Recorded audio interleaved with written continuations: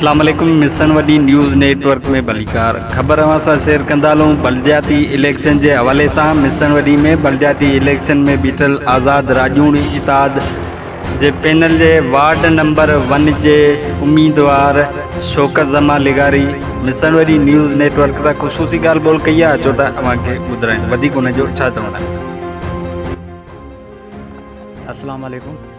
वालेकुम सलाम। अज अस सवाल कंदासीं तव्हां सां राजूड़ी एताज के हिसाब से तो अगर तव्हां इन पैनल के मिसाल तौर पर अगर खटे विया तो अवाम तव्हां में कहिड़ी उम्मीद रखे। बिस्मिल्लाह रहमान रहीम। सब का पहिरीं आऊं मिशन वडी न्यूज़ नेटवर्क जो निहायत शुक्रगुज़ार आहियां जैं टाइम कढी असांखे असांजो मौक़ो ॿुधण जे लाइ आया। मुंहिंजो नालो शौकत जमा लगारी, मुंहिंजो ॻोठ मिशन वडी, आऊं वार्ड 1 ते जनरल काउंसिल की सीट ते बीठल आहियां आज़ाद राजूड़ी इताद के तरफा। असांजे आज़ाद राजूड़ी इताद के बीहण जो मकसद इहो आहे त मिशन के अंदर जेके भी बुनियादी मसाइल आहिनि उहे असां हल करियूं। गुज़िरियल 5 सालन के अंदर 2015 में जेका इलेक्शन थी हुई उन में जेके दोस्त खटे आया हुआ उन्हनि जेको तो को भी बुनियादी मसलो असांजो हल न कयो।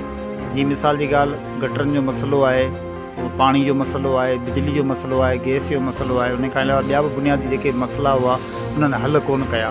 तो असांजे इन पैनल बीहारण जो मकसद इहो ही है तो असां ये बुनियादी जेके मसला आहिनि ये हल करियूं।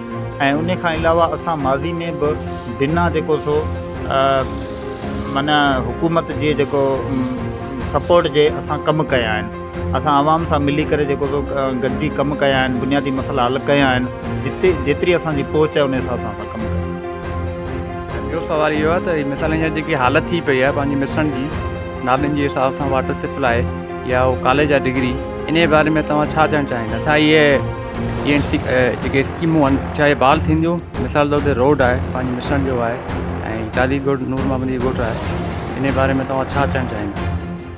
इंशाअल्लाह जेकॾहिं आवाम असांखे मौक़ो ॾिनो ये जेके भी बुनियादी मसला तव्हां ॿुधायो पिया जीअं कॉलेज जो मसलो आहे त इहो हल थी वेंदो हलियो। इन जी जेको तइमीरात इंशाअल्लाह 2023 में शुरुआत थींदी हली। बाक़ी रोड जो तव्हां जेको ॿुधायो तो रोड तो माशाअल्लाह ठही वियो आहे, काज़ी नून लिगारी ताईं माशाअल्लाह इहो ठही वेंदो हलियो। इहा बि असांजे जेको आज़ाद राजूड़ी इताद पैनल जी कोशिश है, उन जे करे हू ठहे पियो। उन खां अलावा असां ड्रेनेज सिस्टम जी हींअर 10 करोड़ में स्कीम भी मंज़ूर कराई है। मुख्तार लगारी मंज़ूर कराई है जेको हींअर डिस्ट्रिक्ट काउंसिल की सीट ते बीठल है। वाटर सप्लाई की स्कीम इंशाअल्लाह 2023 में असां मंज़ूर कराईंदासूं।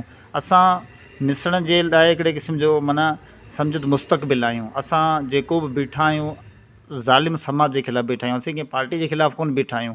असांजो मकसद इहो आहे त असां जेके भी राज गॾु आहिनि उन्हनि जा असां जेको मसला जेके आहिनि उन्हनि जे घर में वेही करे हल करियूं।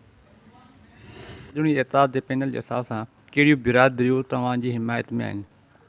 अल्हम्दुलिल्लाह यूसी मिशन जे चइनी वार्डन जे बिरादरियुनि जी हिमायत असांखे हासिल है। ऐं उन खां सवाइ जेको नौजवान तबक़ो आहे उन जी असांखे मुकम्मल सपोर्ट है।